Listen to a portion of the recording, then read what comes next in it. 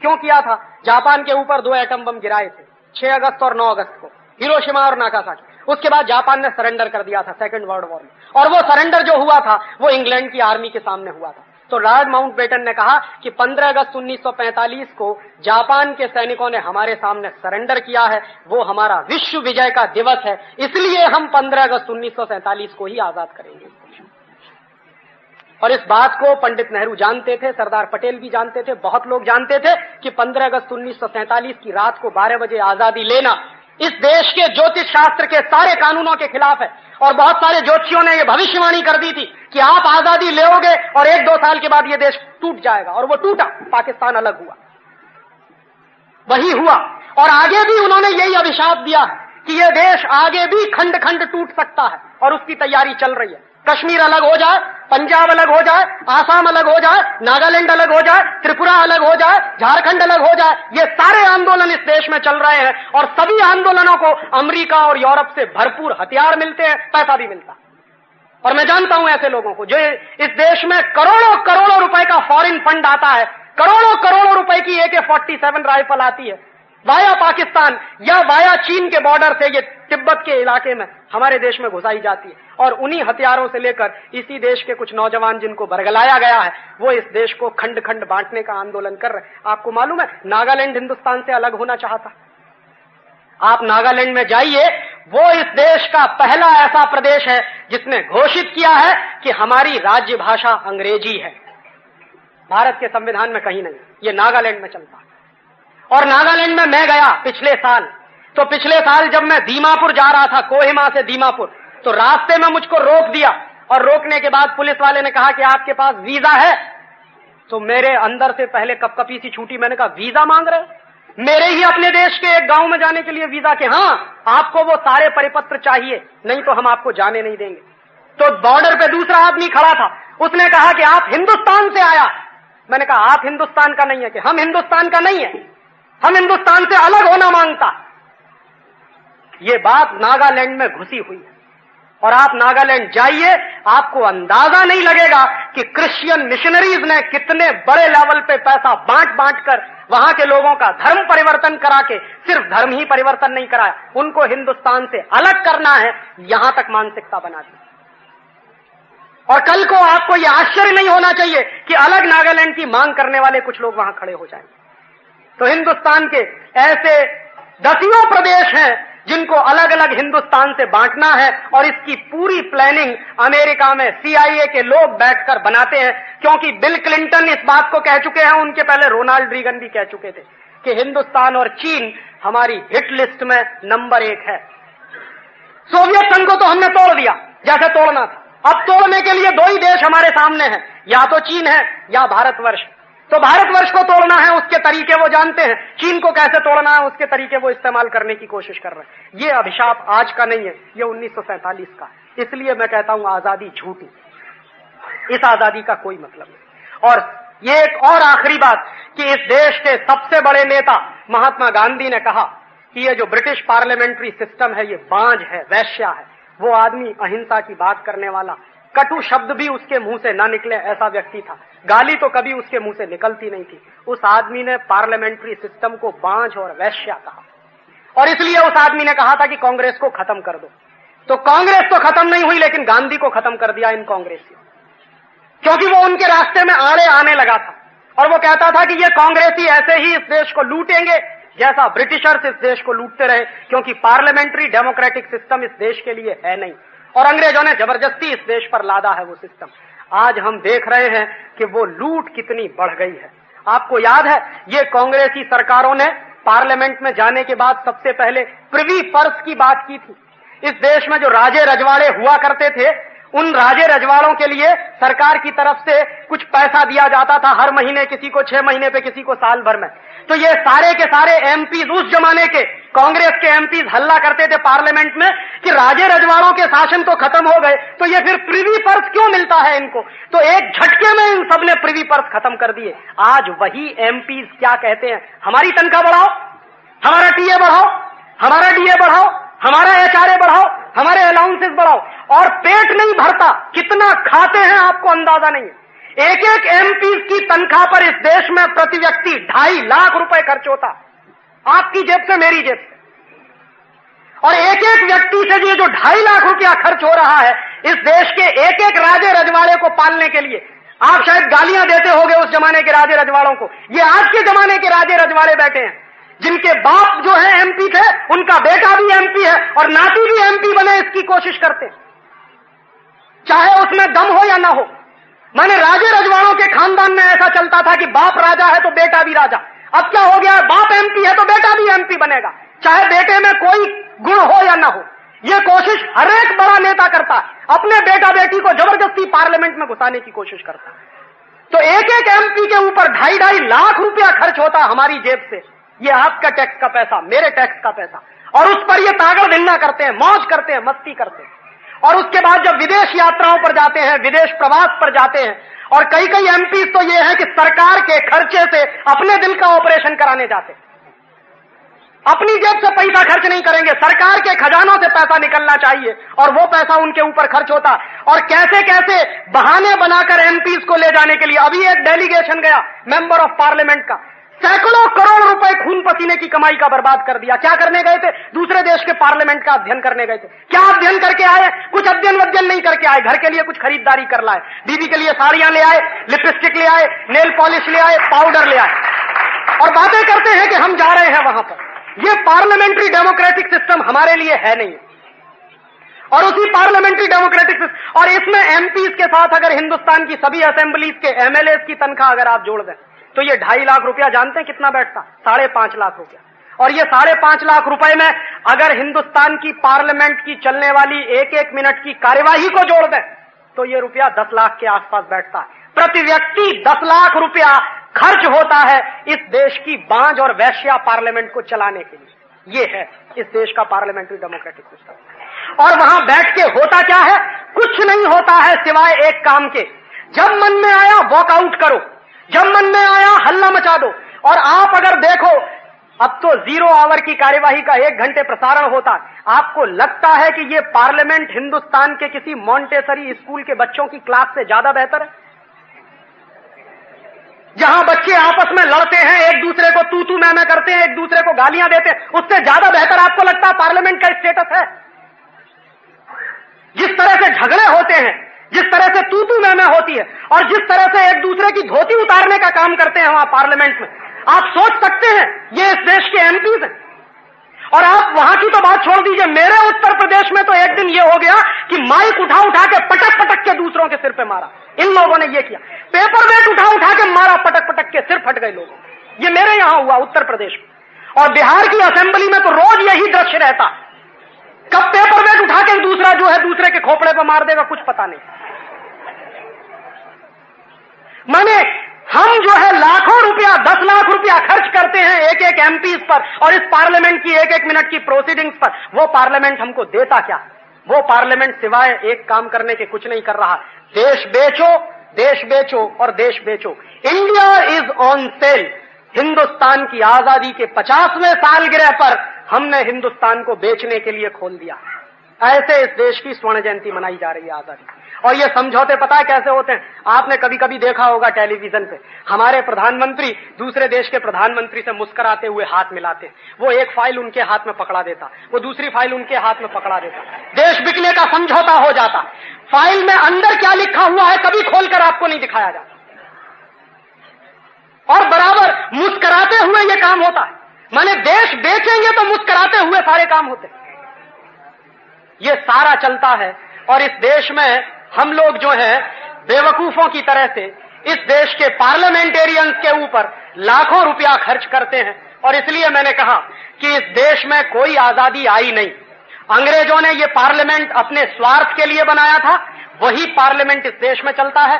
अंग्रेजों ने अपने स्वार्थ के लिए जो कानून बनाए थे वो कानून चलते हैं। अंग्रेजों ने अपने स्वार्थ के लिए जो संविधान दे दिया वो संविधान चलता है। और अंग्रेजों ने अपने स्वार्थ के लिए जो अर्थव्यवस्था बनाई वही अर्थव्यवस्था चलती है। और हम सबको जानते हैं क्या कहा जाता है, देश का विकास हो रहा है। इतना बड़ा भ्रम कभी हुआ नहीं इस देश को, विकास हो रहा है। इस विकास के पैमाने क्या हैं जरा देखिए। विकास का माने क्या? 1947 में जब आजाद हुए तो इस देश के ऊपर एक नए पैसे का विदेशी कर्ज नहीं था। और अब कितना विकास हो गया है? अब विकास हो गया है कि हिंदुस्तान का प्रत्येक बच्चा 8,500 रुपए का कर्जदार हो गया। ये विकास हो गया इस देश में। पहले एक नए पैसे का कर्जा नहीं था। 200 साल अंग्रेजों ने लूटा तो भी हमारे ऊपर एक नए पैसे का कर्जा नहीं था। और अब 50 साल की आजादी के बाद इस देश के बच्चे बच्चे को हमने कर्जदार बना दिया। ये विकास हुआ। विकास की दूसरी परिभाषा मैं आपको देता हूं। कितना विकास हुआ? हिंदुस्तान जब 1947-48 में आजाद हुआ तो सारी दुनिया में जितना एक्सपोर्ट होता था, जितना माल बिकता था, जितना ट्रेड चलता था, उस ट्रेड में हिंदुस्तान का हिस्सा 2% था, 2% था। और आज 1997 में सारी दुनिया के ट्रेड में हिंदुस्तान का हिस्सा घटकर 0.4% रह गया। इतना विकास हुआ। विकास कितना हुआ है? 1947-1948 में इस देश का विदेशी व्यापार का घाटा, माने आयात निर्यात का घाटा, आयात ज्यादा होता है, निर्यात कम होता है, उसकी वजह से घाटा आता है व्यापार में। तो 1947-48 में रिजर्व बैंक के आंकड़ों के अनुसार आयात निर्यात का घाटा 2 करोड़ रुपए था। आज 1997 में आयात निर्यात का घाटा 15,000 करोड़ हो गया है। ये है विकास इस देश का। और मैं विकास की परिभाषा दूं आपको। 1947-48 में 4 आने सेर का गेहूं मिलता था, आज 18 रुपए किलो का गेहूं हो गया। ये विकास है इस देश में। 1947-48 में रिजर्व बैंक के आंकड़ों के अनुसार 6 आने का 1 सेर दूध मिलता था, गाय का शुद्ध, और अब 20 रुपए किलो का पाउडर का दूध पीजिए और आपका ये आपका विकास हो गया। 1947-48 में इस देश में 3 पैसे की 1 सेर भाजी मिलती थी, सब्जी मिलती थी। आज 20 रुपए की 1 पाव भाजी मिल जाए तो अपने आप को बात भाग्यशाली समझिए। यह विकास हो गया इस देश में। 1947-48 में आपके पुरखों ने, जो दादा दादाजी यहां बैठे हैं बुजुर्ग, उनसे मैं शायद जानना चाहूंगा कि हापुस आम आपको खाने को ही नहीं बांटने को मिलता होगा। और अब 1997 में आके आम तो गया बहुत दूर, मैंगो फ्रूटी मिलती है 160 रुपए किलो की। हम कहते हैं विकास हो गया इस देश में। इस देश में इफरात मात्रा में पानी था और इफरात मात्रा में इस देश की नदियां भरी रहती थी। आज इस देश में जमीन खो दिए तो 500 फीट और 600 फीट पे पानी नहीं मिलता। हम कहते हैं विकास हो गया इस देश में। और धीरे धीरे हालत क्या हो गई है कि पहले दरिया देखते थे, महासागर देखते थे, तालाब देखते थे, पानी की अथाह जलराशि थी। आज कहीं कहीं फुब्बारा चलता है, थोड़ा थोड़ा पानी टपकता है। हम कहते हैं विकास हो गया इस देश का। 12 रुपए की पानी की बोतल मिलती है पीने के लिए। भारतीय संस्कृति में पानी कभी बेचने की चीज नहीं रहा। दूध और पानी इस देश में कभी बेचे नहीं जाते थे, जमीन भी कभी बेची नहीं जाती थी। उस देश में दूध बिकता है वो तो छोड़ दीजिए, पानी बिकता है 12 रुपए लीटर का, और हम बोतल लगा के घटाघट पीते, कहते विकास हो गया। हवा भी बिकने वाली है राजीव भाई, हवा भी बिकेगी। और हवा भी बिकेगी अब, क्योंकि ऑक्सीजन के सिलेंडर, ऑक्सीजन के मास्क अब बंबई में आएंगे। जिस तरह से प्रदूषण बढ़ रहा है, यहां स्थिति जापान जैसी होने जा रही है कि जगह जगह भारत सरकार को टेलीफोन बूथ की तरह से ऑक्सीजन बूथ बनाने पड़ेंगे। तो आप 10 मिनट चलेंगे, फिर बूथ में घुसेंगे, ऑक्सीजन लेंगे, फिर 10 मिनट चलेंगे, फिर बूथ में घुसेंगे, फिर ऑक्सीजन लेंगे, तब जाके आप जो है अपने घर पहुंचे। ये आपका विकास हुआ। माने ये अजीब और गरीब परिभाषा है इस देश में विकास की। और इस विकास का मापदंड क्या है, यही मेरे समझ में नहीं आता। इस देश के विकास में जानते हैं क्या होता? पानी इस देश में पेट्रोल से ज्यादा महंगा बिकता, और हम कहते हैं देश का विकास। और उसका हिसाब लगा लीजिए, पेप्सी कोला, कोका कोला 8 रुपए की बोतल बिकती है, 300 मिलीलीटर पानी है। उस पानी में कुछ नहीं है, कार्बन डाइऑक्साइड मिलाया हुआ। दुनिया का सारा विज्ञान हमको यह सिखाता है कि कार्बन डाइऑक्साइड शरीर के बाहर निकालना चाहिए। हम पानी में मिलाया हुआ कार्बन डाइऑक्साइड घटाघट पीते और कहते हैं साहब हमारी तो तरक्की हो गई, हमारा तो विकास हो गया, क्योंकि कार्बन डाइऑक्साइड पी रहे। विज्ञान कहता है कार्बन डाइऑक्साइड बाहर निकालो। पेप्सी के साथ कार्बन डाइऑक्साइड घटाघट पीते हैं और पैसा कितना देते हैं? 8 रुपए का 300 मिलीलीटर, माने 27 या 28 रुपए का 1000 मिलीलीटर। 1000 मिलीलीटर माने 1 किलो।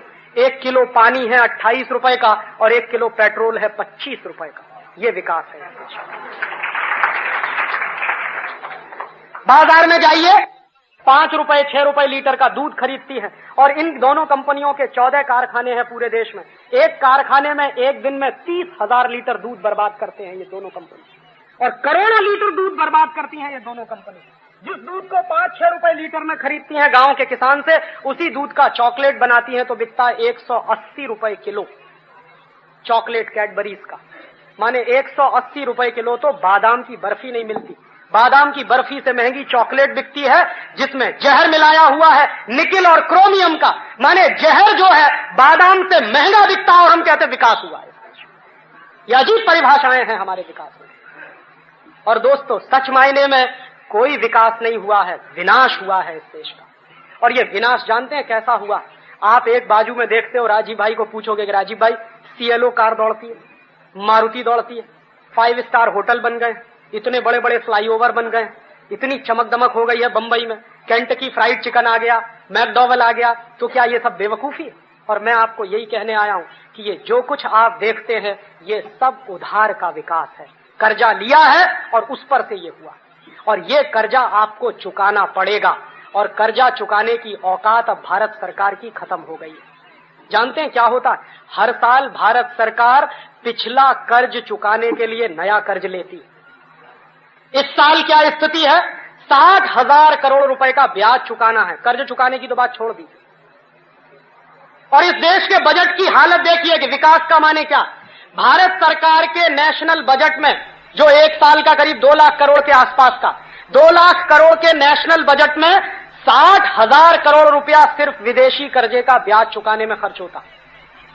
बजट का 1/3 60,000 करोड़ विदेशी कर्जे का ब्याज चुकाने में खर्च होता है और 54,000 करोड़ देश का प्लैंड एक्सपेंडिचर है। माने देश में सच में विकास करने के लिए 54,000 करोड़ खर्च होता है और उस विकास को करने के लिए जो कर्ज लिया है उसका ब्याज चुकाने में 60,000 है। और तालियां बजाते हैं कि देश का विकास हुआ। और क्या होता है? जिस दिन भारत सरकार को वर्ल्ड बैंक और IMF से कर्ज मिल जाता, उस दिन हिंदुस्तान के सारे बड़े अखबारों में, माफ करेंगे 2 अखबार वाले यहां बैठे, सारे बड़े अखबारों में मोटी मोटी हेडलाइन कि एड इंडिया कंसोर्टियम से $5.6 बिलियन मिलने जा रहा है, $10 बिलियन मिलने जा रहा है, $15 बिलियन मिलने। माने ये नेशनल न्यूज बनती है। जो शर्म की बात है हमारे लिए, वो नेशनल न्यूज बनती है। मीडिया में बैठे हुए लोगों के दिमाग का विकास भी इतना हो गया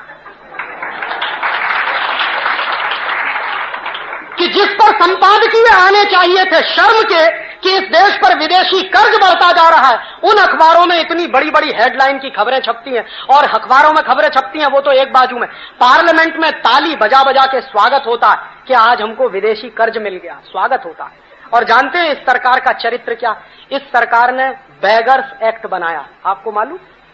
भिखारियों का कानून। और भिखारियों का कानून क्या है? दिल्ली में है, यहां महाराष्ट्र में भी, कई प्रदेशों में लागू है। उसमें क्या है? अगर कोई भिखारी 10 पैसे की भीख मांगे, 50 पैसे की भीख मांगे, 1 रुपए की भीख मांगे तो पुलिस वाला बंद कर देगा पकड़। ये बेगर्स एक्ट कहता है। तो माने 10 पैसे, 50 पैसे और 1 रुपए की भीख अगर कोई मांगता है तो उसको जेल में बंद कर देते हैं। और ये $5 अरब की भीख मांग कर लाते हैं, तालियां बजा बजा के स्वागत करते हैं पार्लियामेंट। इनको पकड़ के जेल में बंद नहीं करते। जरा पूछिए कि 50 पैसे की जो भीख मांग रहा है बेचारा, वो गरीब आदमी है, उसको तो पकड़ के तिहाड़ जेल में बंद कर देंगे। और जो $5 अरब की भीख मांग के ला रहा है उसको बेस्ट फाइनेंस मिनिस्टर का अवार्ड देते हैं। ये इस देश की कम नसीबी। और ये सारा का सारा विदेशी कर्जे के आधार पर तामझाम जो खड़ा किया है, जानते हैं जिन जिन देशों ने दुनिया में विदेशी कर्ज के आधार पर अपना विकास किया है वो सारे देश दिवालिये हो गए हैं, बैंकरप्ट हो गए हैं। और आपको सुनना हो तो मैक्सिको की कहानी सुनिए, सुननी हो तो ब्राजील की कहानी सुनिए, सुननी हो तो कोस्टारिका की कहानी सुनिए, कोलंबिया की कहानी सुनिए, इथियोपिया की कहानी सुनिए, सोमालिया की कहानी सुनिए। जानते हैं इथियोपिया और सोमालिया में क्या हुआ? उस देश के पास इतनी नेशनल प्रॉपर्टी होते हुए भी वो देश भुखमरी के कगार पर। क्यों? सारी की सारी नेशनल प्रॉपर्टी इथियोपिया और सोमालिया की अमेरिका की कंपनियों के कब्जे में चली गई। क्यों चली गई है? सोमालिया की और इथियोपिया की सरकारों ने 10 साल पहले इसी विकास का रास्ता पकड़ा था, विदेशी कर्ज लो और विकास करो। कर्ज लेते लेते 10 साल के बाद यह हालत हो गई है कि आज अगर इथियोपिया अपनी पूरी राष्ट्रीय संपत्ति बेच दे तो विदेशी कर्ज नहीं चुक सकता, यह हालत हो गई। सोमालिया अगर अपनी पूरी संपत्ति बेच दे तो उनके ऊपर जितना विदेशी कर्ज हो गया वो चुक नहीं सकता। तो इन देशों ने जो रास्ता पकड़ा था उधार लेकर विकास करने का, वही रास्ता हमने पकड़ा। और जानते हैं धीरे धीरे हमारी हालत भी वही हो रही है। अगर भारत सरकार की नेट इनकम का हिसाब में लगाऊं तो जितनी कुल आमदनी है वो कुल आमदनी का करीब 60% विदेशी कर्जे का ब्याज चुकाने में खर्च होता है। भारत सरकार की कुल आमदनी 1,10,000 करोड़ की है और 60,000 करोड़ रुपया खर्च करती है विदेशी कर्जे का ब्याज चुकाने में। ये चल रहा है इस देश में। और बजट बनता कैसे? अभी आ रहा है बजट, वो बनता कैसे उसको समझ लीजिए कि बजट का सबसे बड़ा हिस्सा विदेशी कर्जे का ब्याज चुकाने में खर्च हुआ। उसके बाद 20,000 करोड़ रुपया सरकार के कर्मचारियों की तनख्वाह देने में खर्च होता और उस 20,000 करोड़ के बाद लगभग 5 से 6,000 करोड़ रुपया पेंशन देने में खर्च होता। उसके बाद भारत सरकार का जो रक्षा मंत्रालय का बजट है वो 20-22,000 करोड़ का उसमें चला जाता और उसके बाद जो कुछ बचा है वो सब नॉन प्लान्ड एक्सपेंडिचर में चला जाता है। प्लान्ड एक्सपेंडिचर से कई गुना ज्यादा नॉन प्लान्ड एक्सपेंडिचर है, माने जहां सच में पैसा लगना चाहिए वहां पैसा लगता नहीं है और जहां पैसा नहीं लगना चाहिए, कम होना चाहिए, वहां सबसे ज्यादा पैसा खर्च होता है और वो बराबर घाटा चलता रहता है। तो उस घाटे को पूरा करने के लिए क्या करते हैं? या तो नोट छापते हैं और नोट छापने से काम नहीं चलता है तो हिंदुस्तान की सरकार फिर विदेशों से कर्ज लेके आती है। और अब की बार तो सरकार ने अद्भुत फैसला किया है आपको लूटने का। जानते हैं क्या किया? भारत सरकार के रिजर्व बैंक ने तय कर लिया है कि इस साल 100 रुपए का सिक्का छापेंगे और 100 रुपए का सिक्का आपको 200 रुपए में बेचा जाएगा। जरा सोचिए, ये आजाद हिंदुस्तान के बनने वाले नियम है कि 100 रुपए का सिक्का बनेगा, वो आपको बेचा जाएगा 200 रुपए में, माने हर एक आदमी की जेब से 100 रुपया निकाला जाएगा। ये सरकारें लूटने का काम कर रही हैं, ये सरकारें हैं हमारी। ये तो डकैत हैं, चोर हैं, उचक्के हैं, लुटेरे। इनको सरकार कहना तो सरकार शब्द की तौहीन करना है मेरे हिसाब से। और अंग्रेजों ने दोस्तों जितना नहीं लूटा है इस देश को, उससे ज्यादा लूट पिछले 50 साल में इस देश की हुई। इसी देश के कुछ बड़े अर्थशास्त्रियों में, जिनमें प्रोफेसर एस.के. गोयल और ब्रह्मानंद जैसे लोग हैं, उनके कुछ रफ एस्टीमेट हैं। मैं एक दिन हिसाब लगा रहा था कि ईस्ट इंडिया कंपनी कितना लूट कर ले जाती थी एक साल में इस देश से। तो भारत से ईस्ट इंडिया कंपनी का एक साल का नेट प्रॉफिट 60 करोड़ रुपए के बराबर था। तो 60 करोड़ रुपए ईस्ट इंडिया कंपनी दर वर्ष ले जाती थी लूट कर। अब कितना लूट रहे हैं? हिंदुस्तान में इस समय 4,000 से ज्यादा विदेशी कंपनियां हैं। वो सारी कंपनियां एक साल में मिलकर करीब 70,000 करोड़ रुपए ले जाती हैं। जब हम गुलाम थे तो हमारी कम लूट होती थी, अब आजाद हो गए हैं तो इस देश में लूट ज्यादा बढ़ गई है। और कुछ उदाहरण से समझ लीजिए कि लूट कैसे होती है। पेप्सी कोला और कोका कोला कुछ नहीं बेचता, पानी बेचता, और पानी बेचकर पिछले साल ये दोनों कंपनियों ने 240 करोड़ रुपए लूटा है इस देश में। 240 करोड़ रुपए लूटा। एक बाजू में इस देश में लाखों गांवों में पीने का पानी नहीं है और भारत सरकार इस बात को कहती है पार्लियामेंट में। शर्म आनी चाहिए कि आजादी के 50 साल बाद भी लाखों गांवों में पीने का पानी नहीं है। और ये हालत आपको देखनी हो तो ज्यादा दूर मत जाइए, गुजरात के कच्छ के इलाके में चले जाइए। मैं 3 महीने रहा हूं कच्छ में। जब कारगिल कंपनी के खिलाफ अभियान चलता था तो मैं 3 महीने कच्छ में रहा था। 4-4 दिन में, 5-5 दिन में एक टैंकर आता है एक गांव में। 4-4 दिन में 5-5 पीने का पानी नहीं होता। लेकिन उन गांवों में मैंने पेप्सी कोला, कोका कोला बिकते देखा। शुद्ध पीने का पानी नहीं मिलेगा, पेप्सी बिकेगा इस देश में।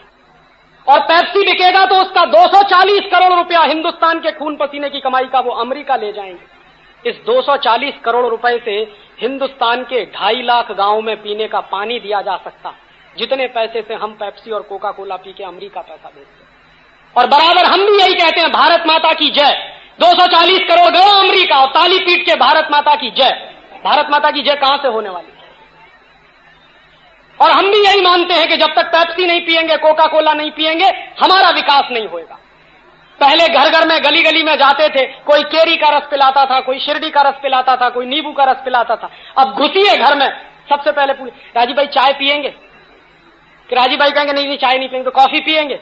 नहीं कॉफी भी नहीं पिएंगे। तो ठंडा पिएंगे, पेप्सी या कोका कोला पिएंगे?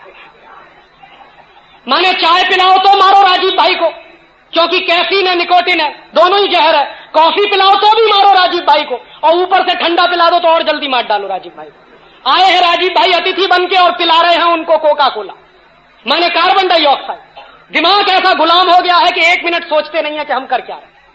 और यह सब विकास के ही नाम पे होता। और एक एक कंपनी इस देश में आई है, ये जो विदेशी कंपनियां है ना, एक कंपनी है उसका नाम है कॉलगेट पामोलिव, अमेरिका की कंपनी है। इस देश में आई, 50,000 रुपए की पूंजी से उसने इस देश में धंधा शुरू किया। आज कॉलगेट पामोलिव कंपनी के एक साल के प्रॉफिट 180 करोड़ रुपए के, 50,000 से धंधा शुरू किया उसने। हिंदुस्तान लीवर हॉलैंड की कंपनी, असली नाम यूनिलीवर है, इस देश में आई धंधा करने, 24 लाख रुपए से धंधा शुरू किया और आज उस कंपनी के प्रॉफिट 480 करोड़ रुपए के आसपास। कुछ लाख रुपए लेके आते हैं और सैकड़ों करोड़ रुपए की संपत्ति यहां से बटोर के ले जाते हैं। पूंजी वो नहीं लाते हैं, पूंजी हमारे यहां से उनके यहां जाती है। और ये सारे गरीब देशों की यही हालत है। दुनिया के 120 गरीब देशों से जितनी पूंजी दुनिया के अमीर देशों में जाती है, आप सोच नहीं सकते। लास्ट ईयर के आंकड़े हैं अंकटाड के, United Nations commission on trade and development के लास्ट ईयर की बुकलेट के आंकड़े हैं, वो मैं कोट कर रहा हूं कि 120 देशों में एक साल में अमीर देशों से लगभग $500 बिलियन की पूंजी आती है, कर्जे के रूप में, फॉरेन डायरेक्ट इन्वेस्टमेंट के रूप में, फॉरेन एड के रूप में। और इन्हीं 120 देशों से अमीर देशों को जो जाने वाली पूंजी है वो $745 अरब है। $745 बिलियन चला जाता है, 500 बिलियन वहां से आता। वहां से आता कम है, जाता ज्यादा है। पूंजी वो नहीं लाते हैं, पूंजी हम उनको देते हैं। ये उल्टा दुष्चक्र बनाया हुआ, और इसी लूट के दुष्चक्र को कायम बनाने के लिए ये लिबरलाइजेशन है, ग्लोबलाइजेशन है, गेट है, IMF है, वर्ल्ड बैंक है, WTO है, ये जितने तामझाम है ये सभी इस लूट के सिलसिले को बरकरार बनाए रखने के लिए। और एक आखिरी बात आपसे और कहता हूं कि एक बाजू में तो ये लूट चल रही, आर्थिक शोषण चल रहा, राजनीति की हालत कितनी नपुंसक है वो आप देख रहे हैं कि इस देश के पार्लियामेंट के माध्यम से सब कुछ बिक रहा। अभी तो हीरे की खदान बिकेगी विदेशी कंपनी को, सोने की खदान बिकेगी विदेशी कंपनी को, कोलसा की खदान बेचने का फैसला हो गया विदेशी कंपनियों को, ऑयल एंड नेचुरल गैस जितना जमीन के अंदर है वो विदेशी कंपनियों को बेचना है। वो घोषणा अभी यहां प्रधानमंत्री करके गए हैं बंबई में एक हफ्ते पहले। तो जितना जमीन के अंदर सोना है, चांदी है, हीरा है, कोलसा है, या आपके जमीन के अंदर ऑयल एंड नेचुरल गैस है, ये सब विदेशी कंपनियों को बिकेगा। ये तो धड़ल्ले से चल रहा। और इसके अलावा जितने पब्लिक सेक्टर हैं वो भी बिकेंगे। आज का अखबार आप उठाइए देखिए, economic times, financial express, Bharat सरकार ने एक कमीशन बनाया पब्लिक सेक्टर के डिसइन्वेस्टमेंट के लिए। उन्होंने रिकमेंडेशन करना चालू किया कि सब पब्लिक सेक्टर बेचो एक तरफ। और इन पब्लिक सेक्टर्स में मालूम है पैसा किसका? आपका है, मेरा, हमारे आपके खून पसीने की कमाई का, टैक्स का इस देश के पब्लिक सेक्टर में 3 लाख करोड़ रुपया लगाया हुआ। इनके बाप का नहीं है जो ये बेच रहे। और एक मिनट भी इन्होंने पार्लियामेंट से इजाजत नहीं ली। ये कहते हैं कि हमारे कैबिनेट ने फैसला कर लिया हम बेचेंगे। तो तुम्हारा कैबिनेट देश बेचने का फैसला कर चुका है तो देश बेचेंगे। और ये देश बेच क्यों रहे हैं, दिमाग में बराबर ध्यान रखिए। मीर जाफर ने इस देश को क्यों बेचा था? कुर्सी के लिए, पैसे के लिए। दो ही चीजें चाहिए हर एक नेता को, या तो कुर्सी चाहिए या तो पैसा चाहिए। तो एक बाजू में तो देश बिक रहा और दूसरे बाजू में उनको लगता है कि इस देश में जब नौजवान को ये बात समझ में आने लगेगी, कोई राजीव दीक्षित या कोई अतुल शाह या कोई XYZ इस देश में घूम जाएगा तो कोई दूसरा विवेकानंद भी पैदा हो सकता है। ये डर लगता है। और जानते हैं ये डर से वो करते क्या है? उनको बराबर विदेशी कंपनी वालों को, विदेशी ताकत वालों को इस बात का डर है कि हिंदुस्तान की माटी में ऐसी कुछ खासियत है कि यहां कोई भगत सिंह हो जाता, कोई चंद्रशेखर हो जाता, कोई उधम सिंह हो जाता, कोई विवेकानंद हो जाता, कोई दयानंद हो जाता, कोई कुछ हो जाता। ये माटी की खासियत है। ये माटी कभी वीर विहीन नहीं रही है। हजारों साल से इस देश का यही इतिहास है। तो उनको डर लगता।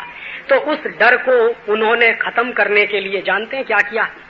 उनका सीधा सा फॉर्मूला है कि हिंदुस्तान का कोई भी नौजवान स्वामी विवेकानंद ना होने पाए, हिंदुस्तान का हर नौजवान माइकल जैक्सन हो जाए, उसकी तैयारी वो कर रहे।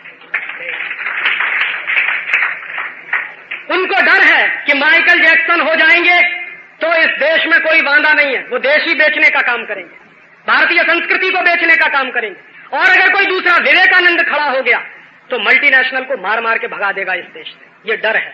तो इसके लिए जानते हैं उन्होंने क्या किया? हिंदुस्तान के नौजवानों का चरित्र खलास करो, ये उनका 1 पॉइंट प्रोग्राम है। और इस 1 पॉइंट प्रोग्राम के लिए वो GTV लेकर आए हैं, CNN लेकर आए हैं, स्टार टीवी लेकर आए हैं, प्राइम स्टार आया है, प्लस 21 आ गया है, वगैरह वगैरह 14-15 टेलीविजन चैनल इस देश में है। और रात दिन उन सारे टेलीविजन चैनलों पर जो कुछ दिखाया जाता है वो मनोरंजन नहीं है, वो मेरे और आपके चरित्र को बर्बाद कर देने का एक साधन है। और मैं अक्सर लोगों से पूछता हूं कि भाई कल तक आपके घर में एंटीना लगा था, अब ये डिश एंटीना काहे को लगवा लिया? तो कहते राजी भाई मनोरंजन करना, अभी डिश एंटीना नहीं होगा तो मनोरंजन कैसे करेंगे? तो जिनके घर में डिश एंटीना है उन्होंने डिश एंटीना लगवा लिया, और जिनके घर में डिश एंटीना नहीं है उन्होंने क्या किया, केबल कनेक्शन ले लिया। और इस देश में धन्य वो लोग हैं जो अपने घर में आग लगा रहे हैं और अपने पड़ोसियों के घर में भी आग लगा रहे हैं, डिश लगा लगा के, केबल लगा लगा के। घर घर में केबल कनेक्शन, घर घर में डिश एंटीना। और जिसके भी घर में घुसो, पूछो कि भाई क्या करते हो, तो कहते हैं राजीव भाई दिन भर काम करते हैं, थक जाते हैं, तो कुछ तो मनोरंजन चाहिए। तो ठीक है मनोरंजन करो। तो क्या करते हैं मनोरंजन? छोटे छोटे बच्चे बैठे, उनके साथ उनके मम्मी पापा बैठे, उनके साथ उनके दादा दादी बैठे, उनके साथ उनके नाना नानी बैठे, 3-3 पीढ़ियां एक साथ बैठी है। और टेलीविजन पे क्या चल रहा? एटीएन। एटीएन पर क्या आता है? चोली के पीछे क्या? चीज बड़ी है मस्त मस्त। और आप मुझे अपने दिल पे हाथ रख के कहो कि चोली वाला गाना सुनकर आपका मनोरंजन होता है या कुछ और होता है?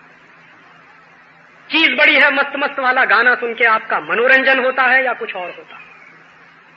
और ये बात मैं खासकर नौजवानों से और बच्चों से कह रहा हूं कि तुम जरा अपने दिल पे हाथ रख के मुझे बताओ कि अगर मान लो मेरे सामने मेरी मां खड़ी, तुम्हारे सामने तुम्हारी मां खड़ी है, और टेलीविजन पर गीत आता है तेरी चोली के पीछे क्या है, अपनी मां से पूछने की हिम्मत है तेरी चोली के पीछे क्या है?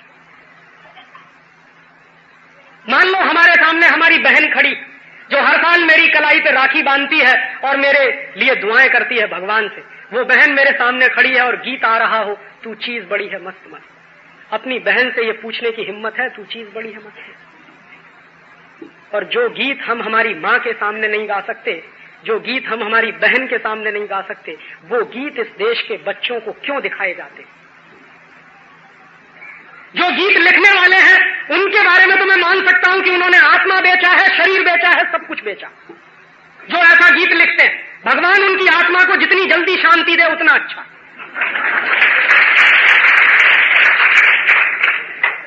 लेकिन उससे ज्यादा जो मुझे दूसरा गुस्सा आता है कि घर घर में जहां अभी भी भारतीय संस्कृति की बातें कही जाती हैं, जिस देश में मुझे बचपन से यह सिखाया गया यत्र नार्यस्तु पूज्यन्ते रमन्ते तत्र देवता, अभी उसी देश में मुझे कोई कहता है तू चीज बड़ी है मस्त मस्त। अभी उसी देश में कोई कहता है मुझे कि चोली के पीछे क्या।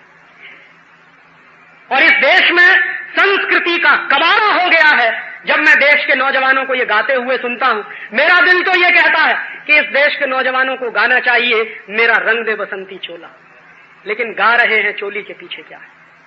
ये संस्कृति का नाश हो रहा है, ये मनोरंजन नहीं हो रहा। और ये घर घर में आग लग रही है, सुलग रही है, अभी लगी नहीं है। जिस दिन घर घर में आग लगना शुरू हो जाएगी, आपसे देखा नहीं जाएगा कि आपके बच्चे क्या कर रहे हैं। और ये जो टेलीविजन आया है, ये दो ही चीजें दिखाता है, या तो सेक्स की वल्गैरिटी, या दिखाता है वायलेंस, मारामारी। और इतनी वायलेंस, इतनी मारामारी, इतनी वल्गैरिटी दिखाते हैं। आपको मालूम है, आपके ये छोटे छोटे बच्चे, ये छोटे छोटे नौनिहाल, जिनके बारे में आप कल्पना करते हो कि ये भविष्य में अच्छे डॉक्टर बनेंगे, ये अच्छे इंजीनियर बनेंगे, ये अच्छे साइंटिस्ट बनेंगे, क्या देखते हैं।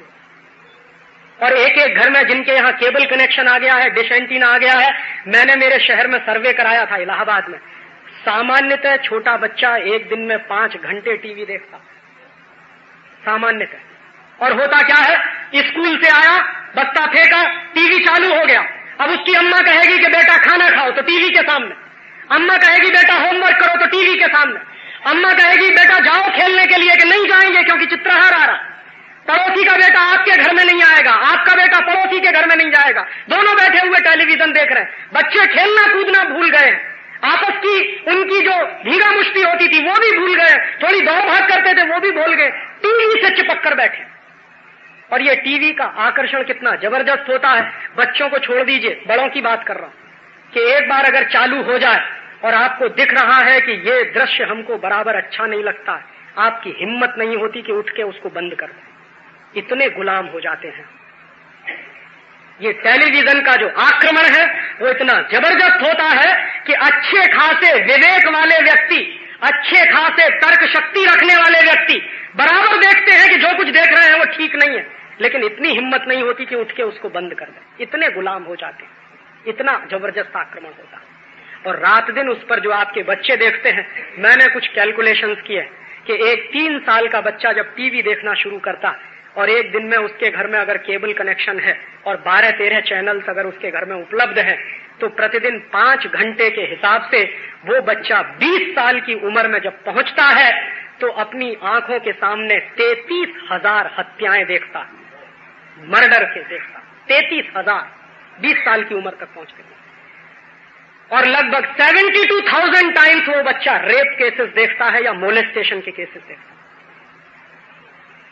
आप सोचो जरा एक गंभीर बात जो मैं आपसे कह रहा हूं कि महात्मा गांधी नाम का एक छोटा सा बच्चा हरिश्चंद्र का नाटक देखने के बाद सत्यवादी हो गया, तो हरिश्चंद्र का नाटक उस बच्चे के दिमाग पर इतना गहरा असर करता है कि जिंदगी भर सत्य और अहिंसा की बात करने वाला हो गया।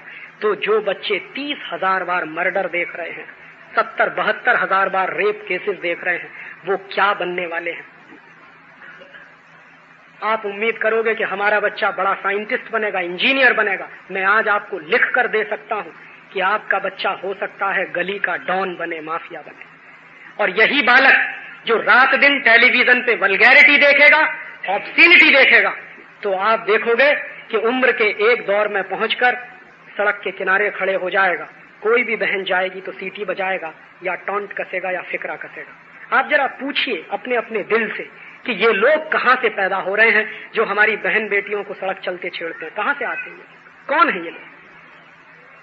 और इतनी हैवानियत और इतने राक्षसीपन वाले व्यक्ति जो 5 साल की बच्ची को नहीं छोड़ते, 10 साल की बच्ची को नहीं छोड़ते, 15 साल की बच्चियों को नहीं छोड़ते, कहां से आते हैं?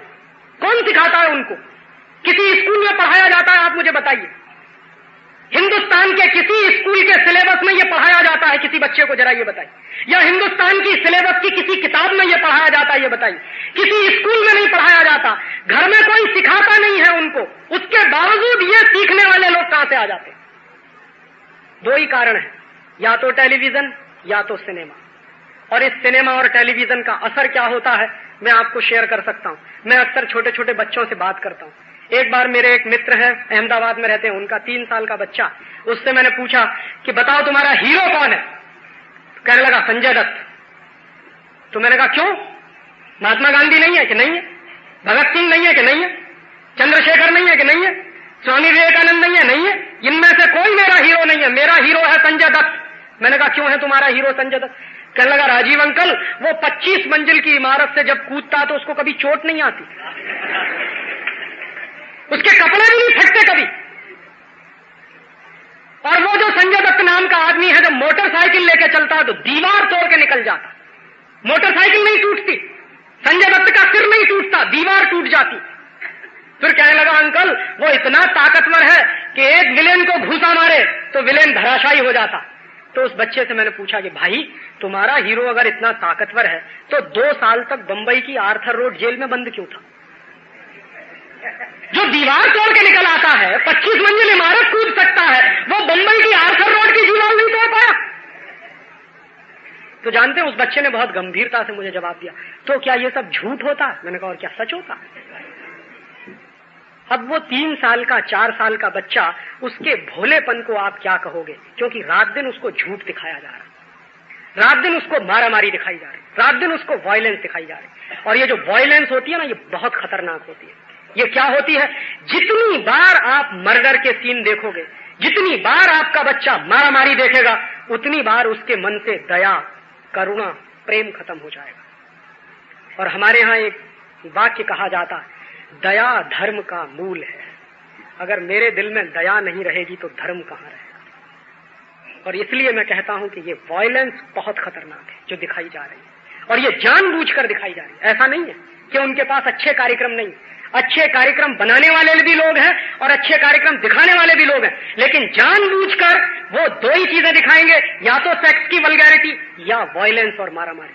और ये वायलेंस और मारामारी हजारों बार देखते देखते देखते देखते हम इतने संवेदना शून्य हो गए हैं कि 1984 में जब 10,000 लोग भोपाल में मर गए तो किसी की आंखों से आंसू नहीं निकले इस देश में। इतने संवेदना शून्य हम हो गए। सिनेमा में मर्डर देख देख कर, टेलीविजन पर मारामारी देख देख कर हमारे दिल की करुणा बिल्कुल सूख गई है, दया बिल्कुल खत्म हो गई है। हमारी आंखों के सामने जब मर्डर होता है हम बगल से होकर निकल जाते हैं। सारी इंसानियत, सारी मानवीयता एक तरफ धरी रहती है, टेलीविजन का असर इतना हावी होता है। और इसलिए मैं आपसे 2 ही बातें कहने आया हूं कि एक बाजू में ये जो लूट चल रही है इसको रोक दीजिए, नहीं तो ये देश नहीं बचेगा। और दूसरे बाजू में ये जो टेलीविजन का आक्रमण चल रहा है, इसको रोक दीजिए, नहीं तो आपका घर नहीं बचेगा। देश बचेगा, समाज बचेगा, ये बहुत दूर की बात है। मैं तो आपसे विनम्रता पूर्वक ये कहने आया हूं कि आप अपना घर बचा लीजिए। देश बचाएंगे, समाज बचाएंगे, दूर की बातें हैं, पहले आप अपना घर बचा लीजिए। और घर बचाने की बात इसलिए कह रहा हूं कि हर मम्मी पापा के लिए अपना बेटा या बेटी दुनिया का सबसे लाडला व्यक्ति होता है, और उसी को आपने झोंक दिया है उन दरिंदों के सामने, उन भेड़ियों के सामने, जो जानते नहीं है मानवीयता क्या होती है, इंसानियत के गुण क्या होते हैं। ये घर घर में जो डिश एंटीना आ गया है, घर घर में ये जो केबल कनेक्शन आ गया है, और इसकी वजह से ये जो होड़ लग गई है कि मेरे पड़ोसी के घर में ये है तो मेरे घर में नहीं है। और जानते हैं ये सिखाता क्या है? आप जरा इसको गंभीरता से समझिए कि ये कितनी खतरनाक चीज है। टेलीविजन आपको सिखाता है घर की बढ़े शान, पड़ोसी की जले जान। नेवर्स एनमी, ओनर्स प्राइड। इसका माने जानते हैं क्या? कि आपके घर की शान तब बढ़ेगी जब पड़ोसी की जान जलेगी। आपका धर्म क्या कहता है? पड़ोसी से प्यार करो। टेलीविजन कहता है पड़ोसी की जान जलाओ। और हम क्या कर रहे हैं?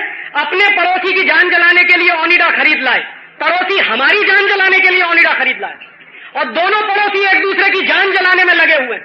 कब दोनों के घर जलेंगे किसी को नहीं मालूम। और जिस दिन दिमाग में मेरे जैसे किसी आदमी के ये बैठ जाता है ना, मैं आपको बता रहा हूं, हम सब परेशान है ना, करप्शन करप्शन करप्शन। ये करप्शन की मां कौन है?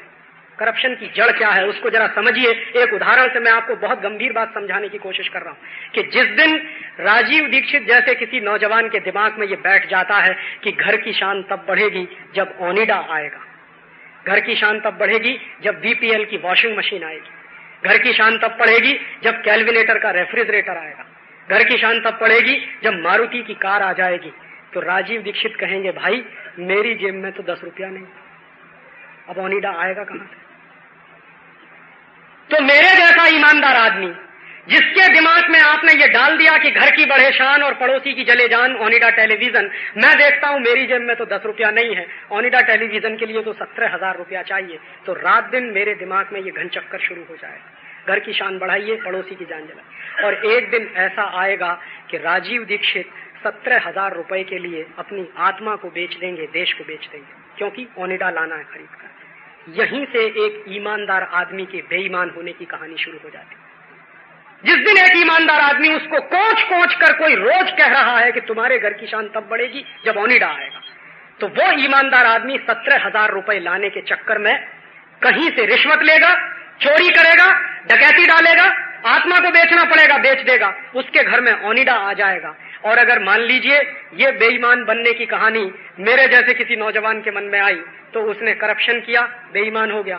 मान लीजिए यही मेरे पिताजी के दिमाग में आ जाए कि घर की शान तब बढ़ेगी जब मारुति कार आएगी, तो मेरे पिताजी क्या करेंगे? वो कहेंगे लाओ कहीं से 1.5 लाख रुपए की रिश्वत, क्योंकि मारुति कार के बिना शान नहीं। तो वो एक ईमानदार आदमी बेईमान हो जाएगा। और मान लीजिए यही कहानी मेरी अम्मा के मन में बैठ गई कि घर की शान तब बढ़ेगी जब ओनिडा आएगा, घर की शान तब बढ़ेगी जब बीपीएल की मशीन आएगी, तो मेरी अम्मा तो कहीं नौकरी करती नहीं, मेरी अम्मा तो कोई बिजनेस करती नहीं, वो बेचारी सीधी सादी हाउसवाइफ है। तो जानते हैं वो क्या कहेगी? अब इस लड़के की जब शादी करेंगे तो दहेज मिलेंगे। तो एक ईमानदार मां बेईमान होएगी, और उसकी बेईमानी का आप तंत्र देखिए, वो क्या कहेगी? देखिए साहब, हमको कुछ नहीं लेना देना, जो देना है अपनी बेटी को दीजिए, और मालूम है कि सब कुछ लेके बेटी उसी के घर में आने वाली। एक बाजू में कहेगी हमको कुछ नहीं लेना देना, दूसरे बाजू में कहेगी बीपीएल की मशीन दे दो, ओनिडा का टेलीविजन दे दो, मारुति की कार दे दो। क्यों दे दो साहब? अरे इस लड़के को इंजीनियर बनाया है, लाखों रुपया खर्च किया है, इन्वेस्टमेंट किया है, वो वसूलेंगे कि नहीं वसूलेंगे? और उसके बाद पता चलेगा कि घर में सारा सामान आ गया, लेकिन एक टेलीविजन अगर नहीं दे पाया तो आने वाली लड़की को जिंदा जला देंगे हम दहेज के लिए। ये इसी देश में मैंने देखा, कहीं नहीं देखा। टेलीविजन के लिए एक जीती जागती महिला को हम जिंदा जला दें, इससे ज्यादा संस्कृति की निकृष्टता कोई हो नहीं सकती। और तब मुझे आग लग जाती है दिल में कि शायद हमारे समाज में अब किसी जीती जागती बहन से ज्यादा कीमत टेलीविजन की हो गई है। और जब से ये कीमतें लगना शुरू हो गई हैं, तब से आप देखिए अखबारों में कोई दिन बाकी नहीं जाता जब दहेज के लिए किसी की हत्या न होती। और अब स्थिति बहुत भयावह हो गई है। अब तो ये पता चल जाए कि गर्भ में पलने वाली बेटी है तो पहले ही एमनियोसिंथेसिस कराओ और साफ कर दो। गर्भ में से बाहर आ जाए, पैदा हो जाए, उसके बाद मारे तो हत्या है, और गर्भ के अंदर ही मार दे तो एबॉर्शन। ये अजीब कानून है इस देश में कि गर्भ से बाहर निकले कोई बच्चा, उसकी करें तो हत्या, और गर्भ के अंदर अगर हम मार दें तो एबॉर्शन। और मैं गारंटी से कहता हूं आपसे, आप इसको देख लीजिए, मैंने मेरे शहर में सर्वे किया, जितने एबॉर्शन के केसेस होते हैं उनमें 99% केसेस बच्चियों के होते हैं, महिलाओं के होते हैं, क्योंकि बच्ची है गर्भ में, इसलिए इसको मार दो। उसके नतीजे जानते हैं क्या हो रहा है? एक बाजू में दहेज हत्या के लिए मार रहे हैं, दूसरे बाजू में एबॉर्शन के पहले एबॉर्शन कराओ और लड़कियों को खत्म कर दो। धीरे धीरे हिंदुस्तान में महिलाओं की संख्या पुरुषों से कम होती जा रही, और एक दिन ऐसा आएगा जब हिंदुस्तान में 1000 भाइयों पर 500 बहनों की संख्या रह जाएगी। आप जरा कल्पना करिए कि इस समाज का होगा क्या, कौन सी बास्टर्ड सोसाइटी में हम कन्वर्ट होने जा रहे हैं। और हमने कुछ अजीब परिभाषाएं बनाई हैं, हमने इतिहास में पढ़ा है, हमको किसी ने बताया है कि पुराने जमाने में लड़कियों की हत्या कर देते थे तो हम उनको राक्षस मानते हैं। आज के जमाने में ये जो सफेद सफेद चोगा पहनकर डिग्रियां लेकर जो बच्चियों की हत्या करते हैं उनको हम डॉक्टर कहते हैं, वो राक्षस नहीं है।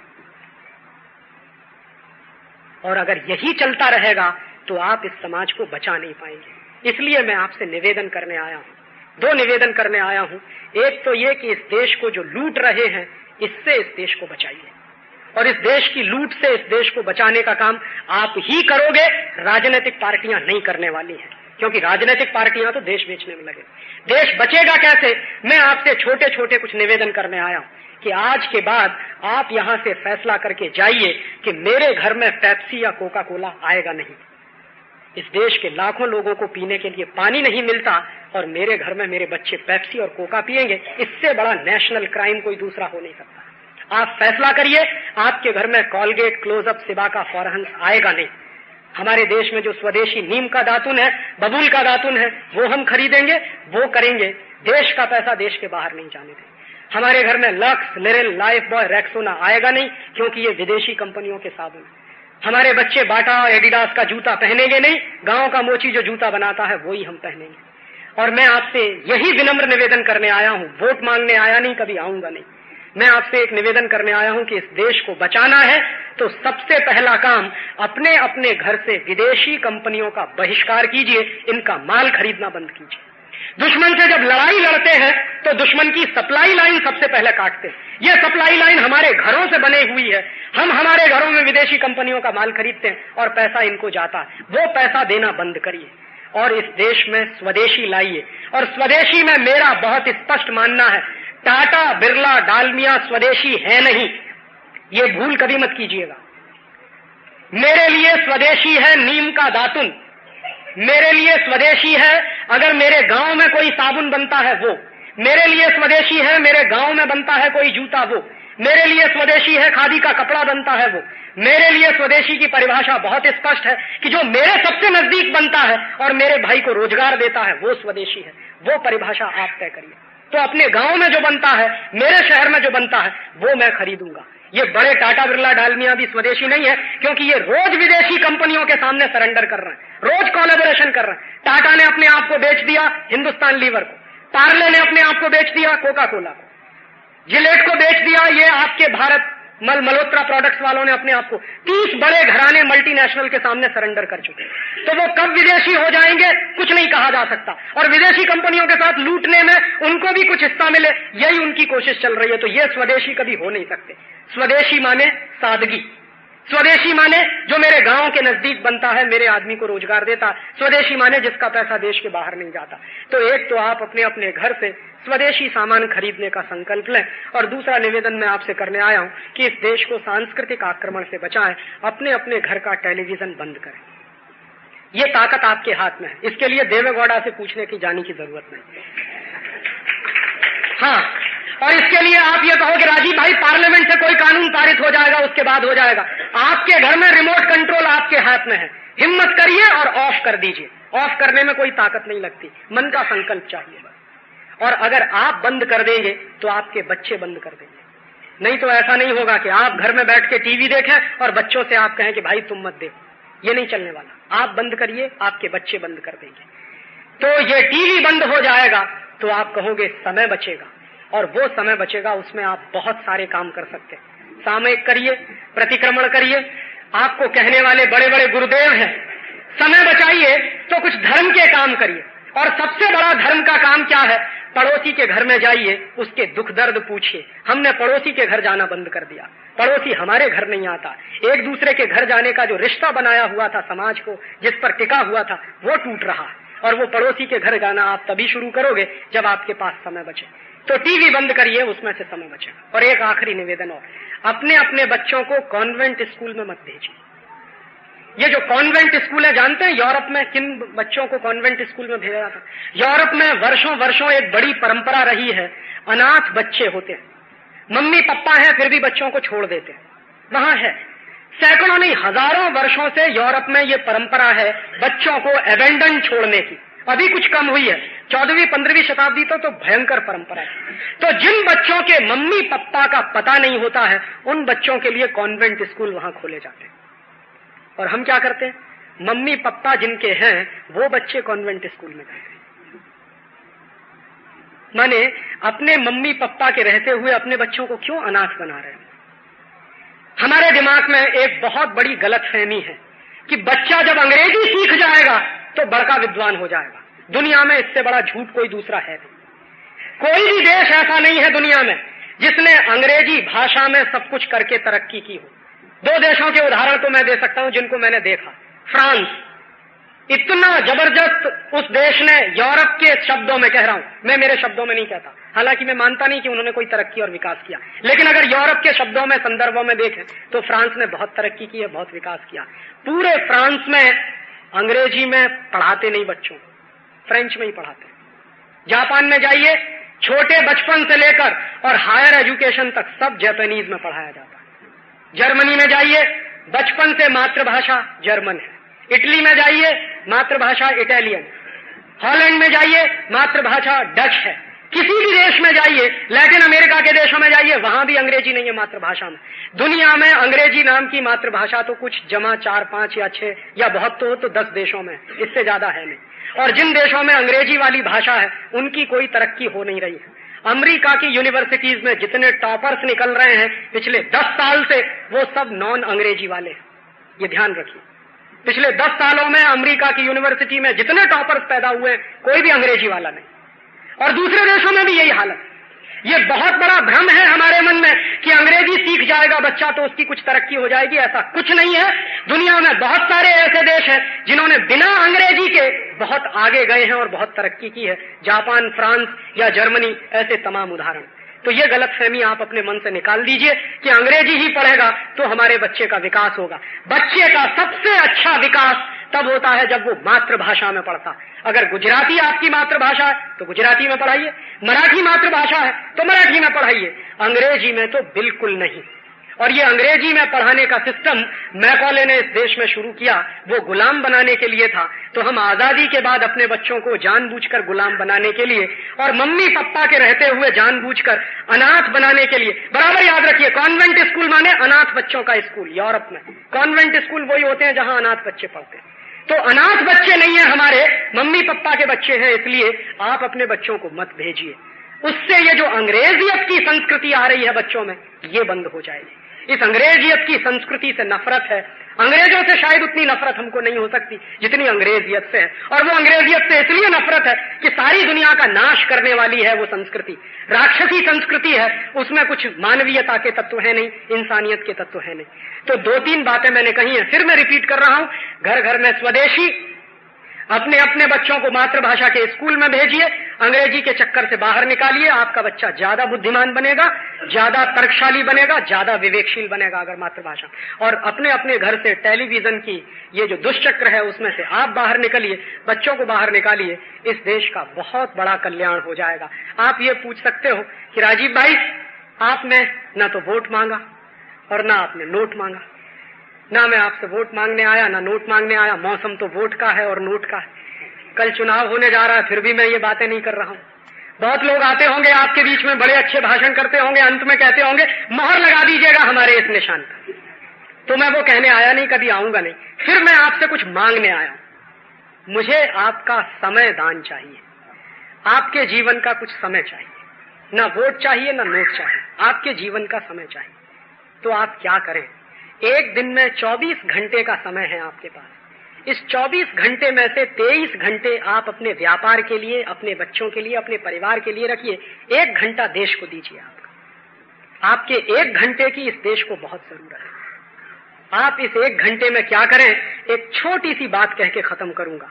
1757 का जब प्लासी का युद्ध हुआ था, 300 अंग्रेज सिपाहियों को लेकर रॉबर्ट क्लाइव आया और 18,000 हिंदुस्तानी सिपाहियों पर विजय हासिल की।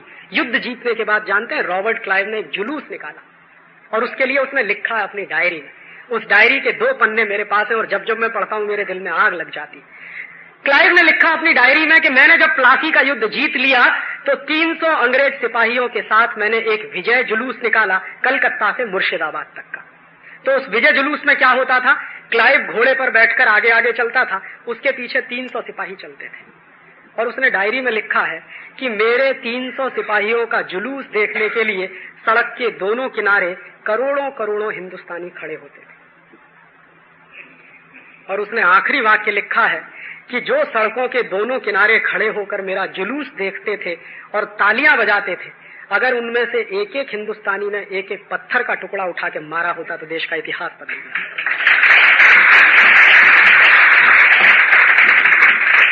ये बात मेरे दिल में आग की तरह से लगी रहती है कि वो 300 लोग थे और हम करोड़ों की संख्या में थे, उनका जुलूस देखते रहे, तालियां पीटते रहे, हमने एक पत्थर उठा के नहीं मारा।